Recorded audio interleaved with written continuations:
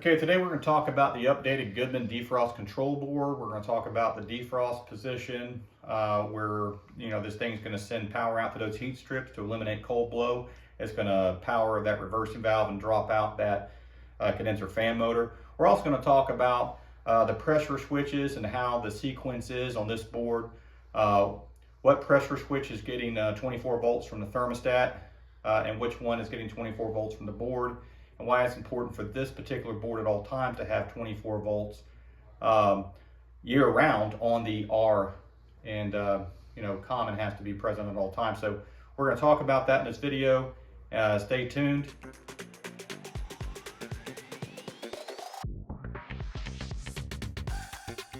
All right, we're going to wire up our Goodman Defrost control board. We're going to use 240 volts and 24 volts real quick. I'm going to go ahead and measure this for you. Okay, if we look on our meter,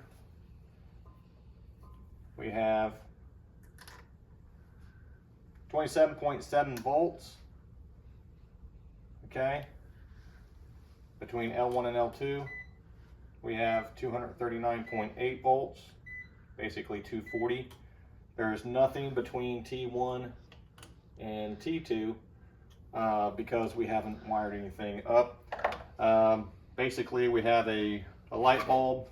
This requires 110 volts of electricity. Once we put 110 volts of electricity on the light bulb, then the light will come on. So we're going to go ahead and just wire this up without a relay, the L1 to T1.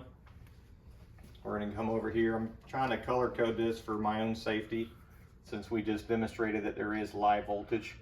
And from L2 to T2, the moment I contact this with T2, the light's going to come on.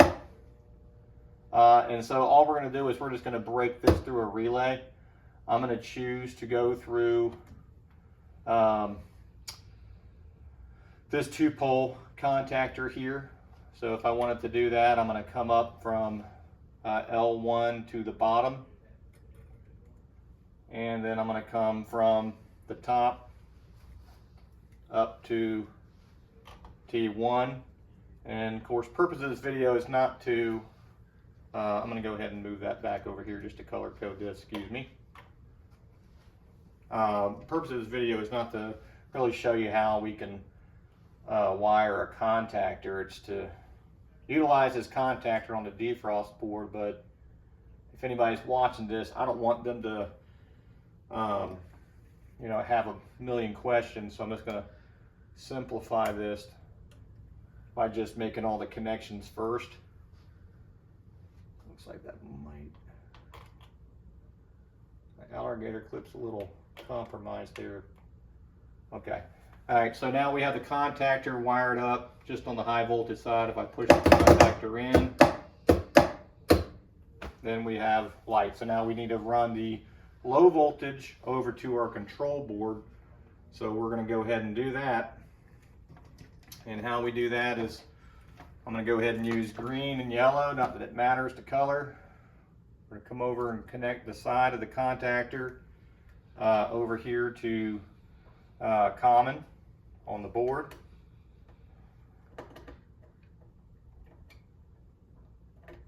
Get a good connection there. Okay.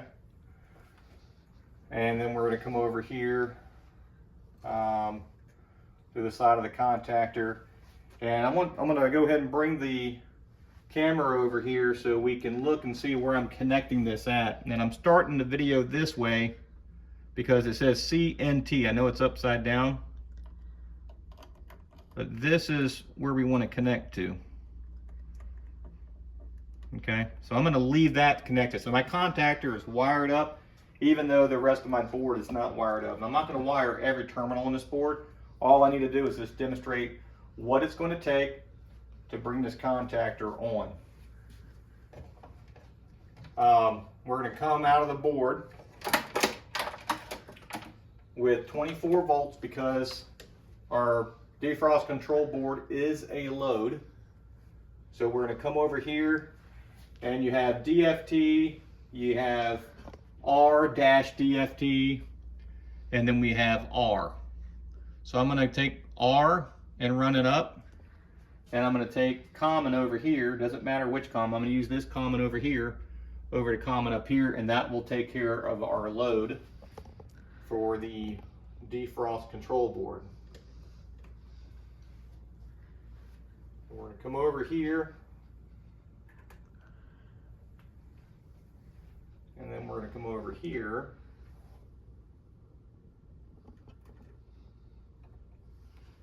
and we're going to run this back up to common. Okay, and so now I want to show you with my meter where I'm reading voltage at. Between common over here and red, I'm reading 27 volts. Okay, 27 volts. Now, that being said, I have to have a Y call from the thermostat. I don't have a thermostat here, so all it is an extension of red through the thermostat base plate based on temperature rise or temperature fall. So we can pretend that there's a thermostat here. Y, and we're going to come into a pressure switch, out of a pressure switch, and back into the board. And then we're also going to come out of RPS1, okay, into a pressure switch and out of a pressure switch. So here's my Y, here's my R-PS1. I have 24 volts for my thermostat on Y, and I have 24 volts coming out of my board on R-PS1. This is going to run through a pressure switch all by itself. Providing that switch is closed, this right here will energize the board, and the board will energize the contactor. Y will run through a pressure switch, out of a pressure switch, and back to the board, and providing everything is closed, the board will energize the contactor. I'm going to show you how that works here in just a second, but first I want you to go ahead and get in here on the camera and see what we have done so far, so there's no confusion once I put a bunch of wires on it.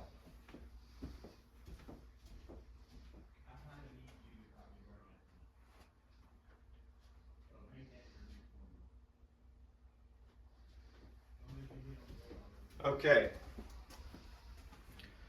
so the R-PS1 is going to run through a pressure switch, out of the pressure switch, over to Y. Now there is no pressure switch here. We have to pretend because we have a closed loop here. So we have R coming out through a pressure switch, out of the pressure switch, back to Y. All right, I want to come over here and take a look at that for a second.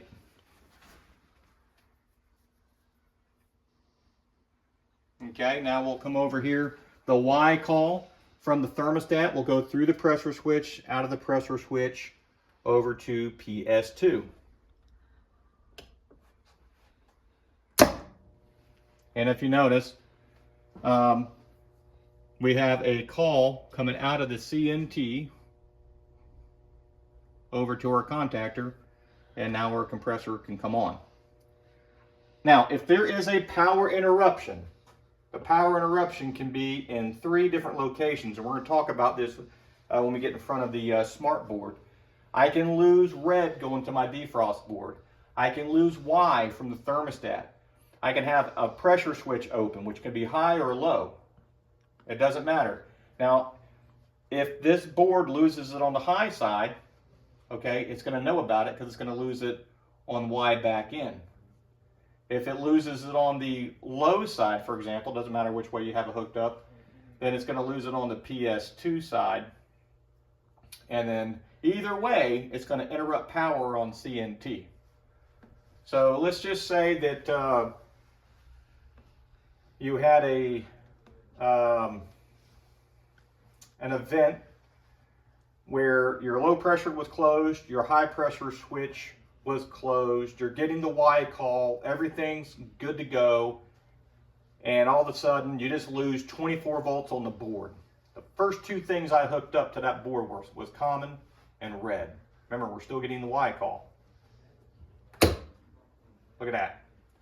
We actually still have 24 volts everywhere it's supposed to be on the Y call. All we did was we lost red on the defrost board. Now you'll notice on these other manufacturers' boards, they're all a little bit different, but they all have the same intention, right? Fan motor, reversing valve, and heat strip. That's all it controls, and it keeps track of time, and it tries to prevent any short cycle, right? So if we lost red on those other boards, we're going to have a problem during defrost, right? But if we lose red on this updated Goodman board, then what's going to happen is we won't even close on CNT, which is for the contactor. So I'm going to go ahead and put 24 volts back, and you're going to notice, even though that's the only thing I removed, I put it back, nothing's going to happen. We are in an anti-short cycle mode. We are going to protect this compressor from short cycling. And so if I lost red through a float switch and it came back on, and I had batteries in the thermostat and there was uninterrupted power where the base plate lost power, but the thermostat still kept its memory and it did not delay the compressor at all, which is not good, then this board is already programmed that if it lost 24 volts because a float switch dropped out or whatever, right, or some sort of power interruption, it doesn't care if it never lost the call for Y. All it cares about is, I'm not coming back on for 3 to 5 minutes. So it's going to take 3 to 5 minutes for this to come on. Now, one of the reasons why I wired this up to a contactor too, it wasn't to wow you, because we get in the relays and we're going to use all this stuff here to help demonstrate terminals and putting power on it and what we can do with it. It's more to get you to understand that I don't have to sit here and hold a meter up and show you that, you know, my contactor is calling. You're going to know when the contactor is calling because the light's going to come on. You'll hear the contactor pull in. If you're in the trade, it's a very familiar sound. So we're just going to wait this out, maybe speed this along, maybe 10-15 seconds here and there, but at the end of it, you'll see this contactor pull in and the light will come on. Also, one thing you need to keep note of, we have a DFT and a DF1 terminal. This relay here is what's closing those two terminals at all times, so it's normally closed. That will only open during defrost.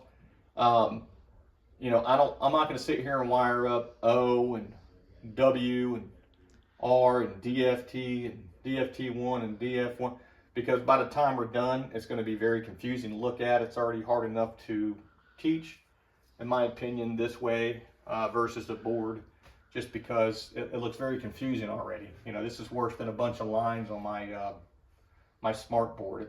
Now it's wires.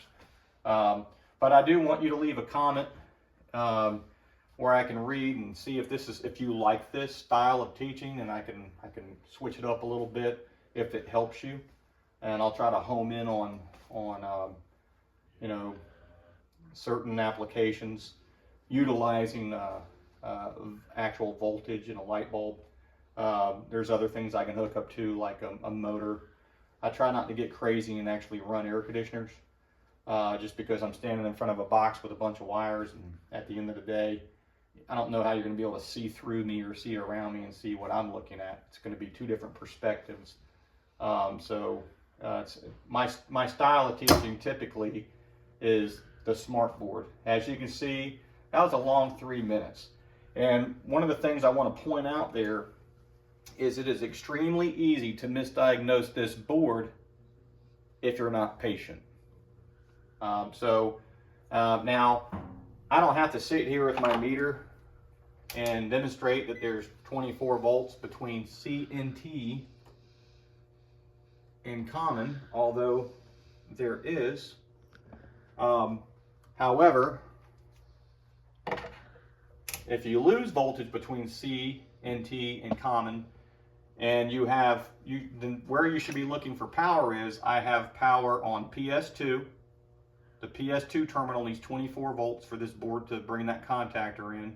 And this board also needs 24 volts on the Y terminal, right? So one is from the low pressure switch, one is from a high pressure switch, and it also needs 24 volts on the board itself, because it's using that 24 volts to go through one of those pressure switches. As long as there's voltage on those 3 points, PS2, Y, and R, then after the time delay, this board will release power on C and T, and it will energize your contactor. All right, we're gonna get over to the smart board, and we're gonna draw a bunch of lines and go over this step by step where we can actually wire everything, and I think it'll be less confusing. All right, first we have our defrost control board. This is a Goodman Defrost control board. We have our condenser fan motor.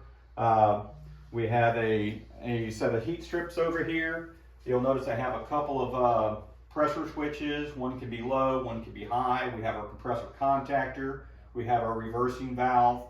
And we have our defrost sensor up here, defrost thermostat. We're going to try to color code this the best we can. Some colors don't show up as good, so I might have to get a little creative and say W is going to be purple or whatnot. But we're going to cover input voltage, output voltage, and we're going to cover where that pressure switch needs to land on this board, and some of the common mistakes that technicians make on this board when diagnosing. And we want to make sure that you're not saying a board is bad all because it was in a time delay too. Get right into it. First and foremost, just like all boards, you need to make sure that you have 24 volts alternating current going to red. And it doesn't matter, you can pick C. I have 3 of them, 1, 2, 3. Any one of them are going to give me a path back. So I'm just going to pick this one way up here, and we're going to say that this is a output and this is common. All right. So we have 24 volts in and we have common coming back out. And so this is the very start to wire this board properly. You shouldn't start on Y, W, O, none of that. Start right with what the board needs, because this board is a load all by itself. I'm going to leave that up there just so we can look at that for the duration of this video. So we have 24 volts coming in, common leaving. So if I have 24 volts here, I'm going to have 24 volts here. The RPS1 terminal, I'm going to try to get this board a little closer, is located right here. You have common, RPS1, and then you have PS2. And so if I have 24 volts over here on my board, then I'm going to have 24 volts right here at all times. If I lose 24 volts right here, I will lose 24 volts there. Now, one thing you need to keep in mind is we have a pressure switch. So I'm going to go ahead and wire one of these pressure switches right now. I'm going to take 24 volts out of R. Okay, let me go ahead and just clean that last one up. Out of PS1R, I'm going to take 24 volts out of that, and I'm going to come over to a pressure switch. Okay, I'm going to come out of that pressure switch, right? And I'm going to come right back, and I'm going to come up here to Y. Now I want you to look at that for a second. It's kind of confusing because you would think that that Y is going to be a Y call, but in theory, it's actually the 24 volts that's present. And this is, I believe, what confuses a lot of people. Yep, enjoy it, because that's the reality. And we have a demonstration where we can show you that there's a sequence here, and if that sequence is not met, then your contactor is not going to pull in. I'm going to try to clean this up just a little bit. So looking at this here, this is going to be an output. And then Y will be a input. That's just how that works. Now, if it makes it less confusing, one way to do this is I can take and say that I don't want this to be red because I already have red here. So what I could do is I can make it pink.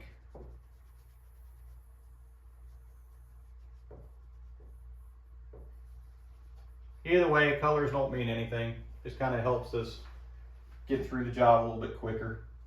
And so 24 volts coming in, 24 volts coming out on RPS1. That's why they said it's R.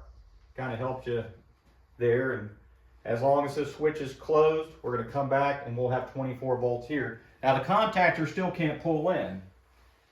What has to happen next is we need to have a Y call.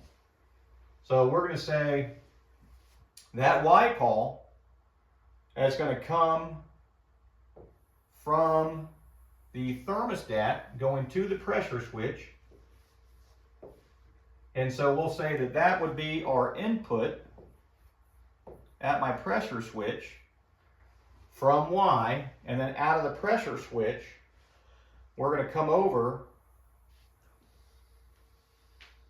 to PS2, where PS2 will be an import. Now, we have told the board, okay, that because it has power on Y, one pressure switch is closed, and because it's getting power on PS2, it knows it's getting a call from the thermostat right here, and it couldn't get this unless it already went through that pressure switch. So it knows both pressure switches are closed, and then now it's going to do a countdown on that short cycle protection, and after everything is done there, then we're going to have CNT with 24 volts out, which will come over to our contactor, which I'm going to go ahead and draw that right now. There we go. Now our contactor is going to need common. Go back to that. Our contactor is going to need common coming out of it. As long as there's a path back to the transformer, we can come up here and just land it right there. So this common here will be a input. This common here is a output. So now our contactor, as long as we have it this way, this contactor can energize. Now it doesn't matter if it's in heat or cool, this is going to have to be your sequence. Now we know that with the way we have it wired, the board's only going to allow the system running heat because we haven't energized our reversing valve at all. So we're going to go ahead and complete this and go ahead and run it in cool mode. We're going to go ahead and let's go ahead and go. We want that to be common. We'll make that orange. So we're going to come up here. We're going to say this O here is going to be an input from the thermostat. All right. And then the O here will be an output to the reversing valve. So we're going to say this is a output. And that's going to come up here to the reversing valve coil. And as long as we have common back, which I'm going to come over to here, and I'm going to say that this common here, this is a input back to the board. And so here we have common, we have 24 volts out, common back to the board. So output, input, okay? And then of course common back to the transformer is an output. We can clean this up just a little bit.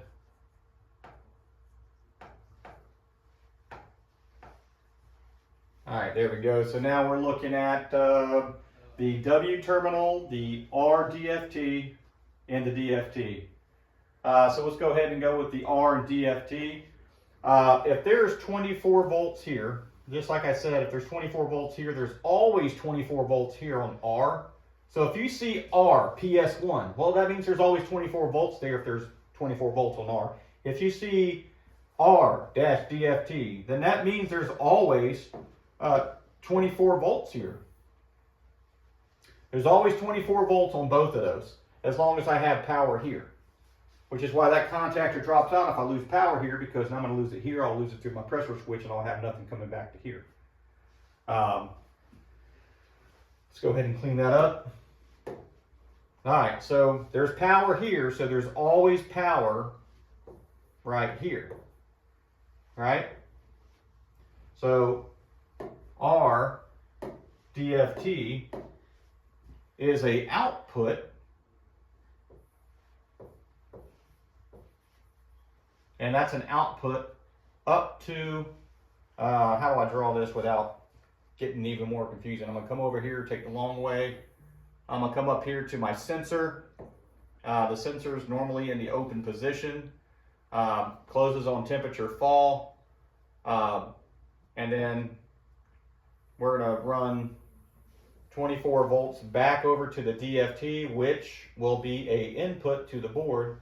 And what happens here is during a defrost, if there's no power on O here, then the board's not energizing the reversing valve. And so if it's energized in Y and the contactor's running and you're in heat mode, then it's hunting for either a timed defrost, which we'll cover in a second, or a forced defrost, which we're covering right now.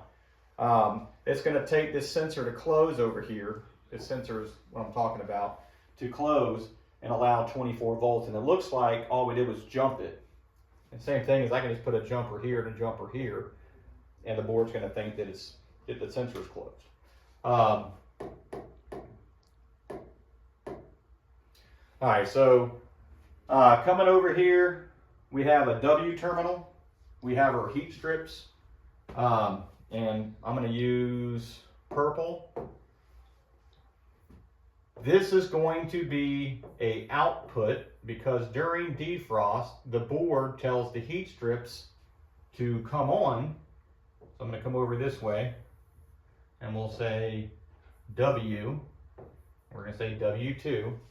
All right, and that's going to come up here to these heat strips. And now common over here is supplied inside the air handler over to the transformer. Same direction that this common's going. It's going back to the air handler. Just continue to put an arrow here so we all know, yep, output, output, output. And so that thing goes into a defrost. It's going to drop out O. It's going to switch over, power W, energizing the heat strips to cancel out the cold air. And it needs to turn this fan motor off while the compressor is still running. So yeah, our contactor will first, before it gets to the fan motor, we'll have to energize, DF1, and then DF2 will energize the fan motor. I'm going to go ahead and use black, and we'll say that even though I'm not going to draw L1 and L2 here and draw one of the L's over to here, we're just going to say one of these is a input, and I'm going to put down 110 volts. That's one leg of power. And the other one is a output, the DFT. And we're talking about the DF1 and the DF2 terminal. And this relay is normally in a closed position, so there's always power across this switch. And during the defrost, this switch opens to allow that fan motor to lose a leg of power so it can turn off.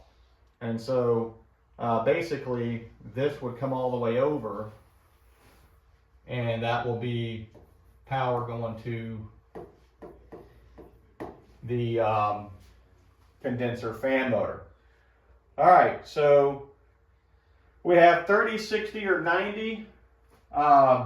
Basically 30 minutes of the CNT output will create a on time that is relevant to 30 minutes. It may take an hour to get there. Say the unit ran for 10 minutes, it shut off for 10 minutes, it ran for 10 minutes, it shut off for 10 minutes, it ran for 10 minutes and shut off for another 10 minutes. Well, after about 60 minutes of that, 10 on and 10 off, about an hour, it ran for 30 minutes. So it knows that it had 24 volts present on this CNT output to the contactor for 30 minutes. So this board, because it's a load, all right, you'll even feel the heat up here as long as there's 24 volts between R and common. Because it's a load, it's able to keep track of any short cycle. It's able to keep track over here if there's no power on O and we have power on CNT for 30 minutes. This thing can go into a timed defrost. In between all that, it'll be looking for a forced defrost. Now, the way we have this board wired up right now, this board is wired up for cool mode. So for this thing to look like heat mode, we'll have to lose the lose the O here, and we'll also lose it here. And that's the only thing that has to change for this board to recognize it's running in heat mode. It loses O here, and then obviously O out is gone. Because there's 24 volts always here, the board will give 24 volts back to O all by itself, just like it gives 24 volts to W. And we'll open this relay. So this relay, let me go ahead and just put this up here too. We're looking at a contact. It is normally closed. All right. Let's see. We have 60 minutes. We have also 90 minutes. All we would do is we would just take this jumper and we would just move it over to the next setting. And the jumper we're referring to is actually right up here. You just take that jumper out and we can put that on any setting we want, and providing that the CNT has had voltage there for that length of time. And remember, it doesn't have to have that. We don't expect this thing to run for 30 minutes. It may run for 20 minutes, and then it may not come back on for another hour. And then it may run for 10 minutes. Well, that second hour that it runs, that's when it's going to switch over to a time defrost. And that's to maintain efficiency. We're always looking to maintain efficiency. The moment that coil outside starts to build up a little bit of frost and ice on it, then what happens is it's now transferring less heat to the home through the refrigerant system. So what has to happen is you have to be able to have the ability to thaw this thing out and monitor length of run time and also force defrost in case it needs to do it more often. A lot of people will ask, what's the best setting, 30 minutes, 60 minutes, or 90 minutes? It depends on the homeowner, where they keep their temperature. It may also depend on what region you're in, if there's a snow line, if there's not a snow line. If there's no snow line, you can obviously go higher on the defrost timer, because you're going to literally have more efficiency than somebody at a higher elevation further up north, where they're going to have lower pressures, lower ambient temperatures that are going to affect efficiency. So the colder it is, the more often you need to be going through defrost. That's really the answer to that. The warmer it is in your area, your climate, then the more you can run outside of that. I think a good happy medium, if you're in Northeast Florida, would be set it on 60 minutes.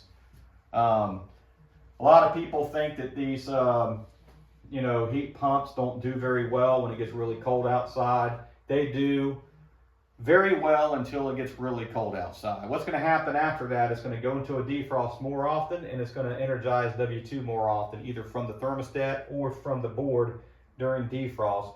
But if you have your thermostat set on, say, 71 degrees heat mode or 72 degrees heat mode, it doesn't matter if it's 25 degrees at night.